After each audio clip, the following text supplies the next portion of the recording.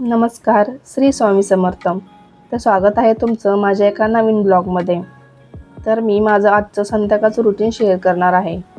तर सर्वात आधी तर आम्ही शर्वरीला आणायला स्कूलला चाललो होतो. रस्त्याने तन्वीची खूप मस्ती चालू असते. आम्ही जाताना गार्डन लागतं, तर तिला ना तिथून निघण्याचा अजिबात मूड नसतो. कसंबसं तिला घेऊन जावं लागतं. स्कूलवरून घरी आलं की संध्याकाळची कामे चालू होतात. जेवण बनवणे, पाणी भरणं, भांडी घासणे, परत मुलांनी घातलेला पसारा आवरणे. तर अशा पद्धतीची सर्व कामे आपल्याला करावी लागतात. तर आता स्कूलवरून आल्यावर आम्ही आधी फ्रेश वगैरे झालो. चहा वगैरे घेऊन झाल्यावर मी माझ्या रोजच्या रुटीनला लागले.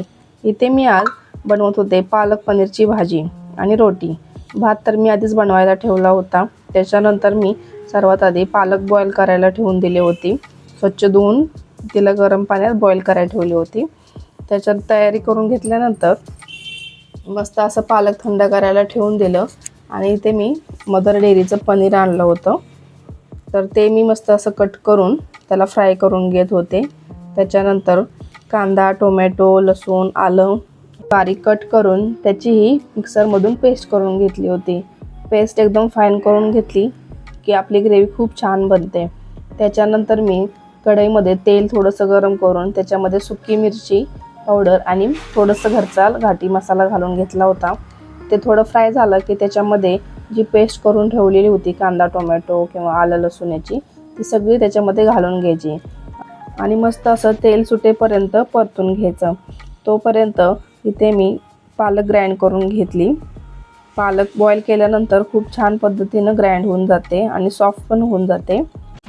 त्यानंतर मसाला परतून झाला की त्याच्यामध्ये जे ग्राइंड केलेली पेस्ट होती पालकची ते आता मिक्स करून घ्यायची आहे.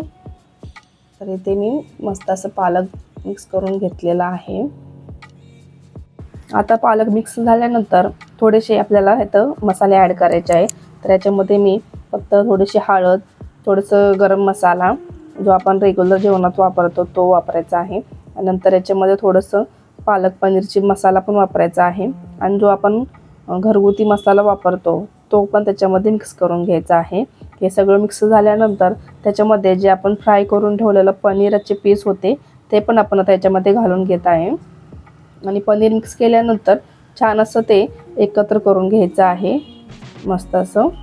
आणि त्याच्यानंतर भाजी आपली थोडीशी बॉईल व्हायला ठेवून द्यायचं आहे.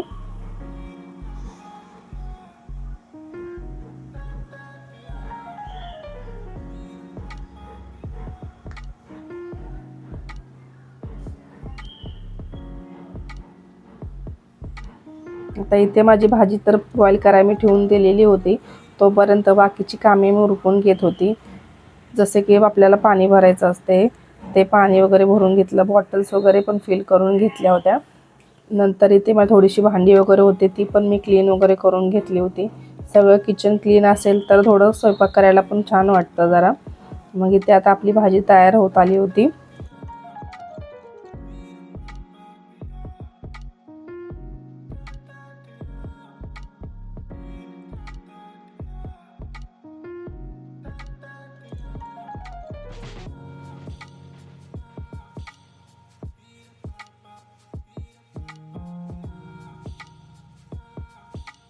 इथे मी थोडीशी कसुरी मेथी पण ॲड केली होती.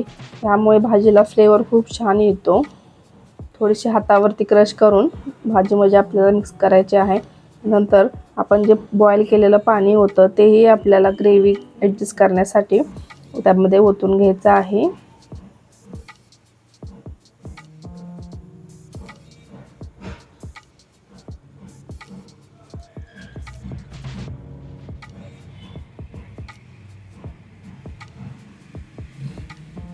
आता तुम्ही बघू शकता इथे आपली भाजी तयार झालेली आहे. भाजीला रंग पण खूप छान आलेला आहे. एकदम हॉटेल स्टाईल आपली भाजी तयार झालेली आहे.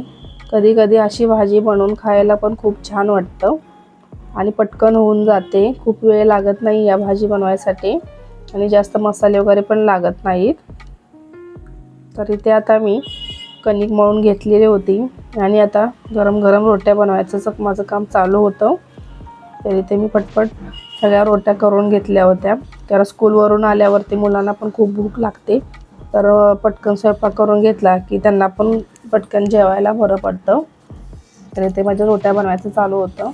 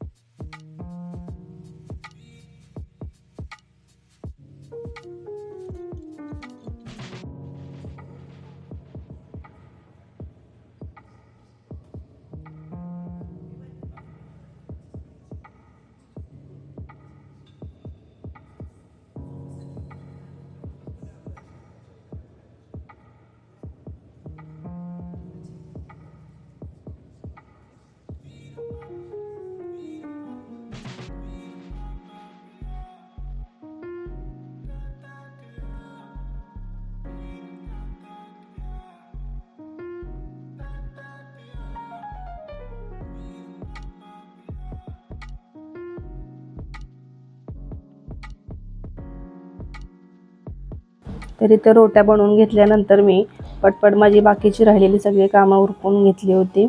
मुलांना पण फ्रेश करून घेतलं होतं.